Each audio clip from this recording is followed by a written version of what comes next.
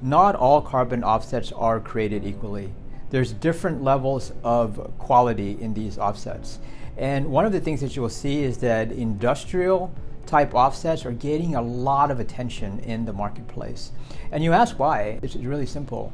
Because there's a very quantified, binary process that we go to in order to ensure that our offsets are legitimate and that our customers can feel very comfortable knowing that our process is one of integrity. So when you think about our carbon offsets, it's a tangible asset that you can see, you can feel. It's measurable reductions. There's additional reductions because of the protocol, and they're permanent. And when you combine all those things, it really does make for a high quality carbon reduction tool. When you think about your own personal goals or your company's goals around reducing your footprint, there's a lot of things that you and I can do individually daily that makes a reduction. But there are some things that just you're not able to do. Think about taking an airline flight or transporting yourself from place A to B, or even your products. This is an area where voluntary carbon offsets give you a tool to basically make reductions happen in the industry and in the globe, and therefore carbon reductions should be a tool that you're looking to really help drive your strategy around carbon reduction. The Ascend carbon offsets are generated through investments we made within our adipic acid production chain. Those reductions help reduce the emissions of nitrous oxide into the atmosphere.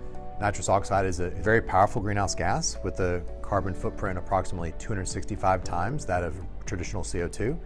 And our project basically allows us to make material reductions in that and therefore generate carbon offsets. People should care about our carbon offsets because they really check the three major boxes when you look for a quality credit. That's permanence, additionality, and robust measurement. Permanence means that we are permanently destroying the emissions, as opposed to putting them in the ground and relegating it to a future generation. When we think about additionality, it's about making a step change. So we establish a protocol, we have a baseline, and we're making a step change improvement in our carbon footprint. And that's what we call that we are really making an incremental difference in the emissions. We measure the emissions reductions through the use of N2O analyzers and flow meters that we've installed at specific points in the process. The measurements from these devices are then used in calculations that are provided from a protocol that is issued by the Climate Action Reserve for each specific project type. In summary, the project is making a step change in reducing emissions. It's voluntary from a regulatory standpoint, and the investment was made possible because of carbon markets.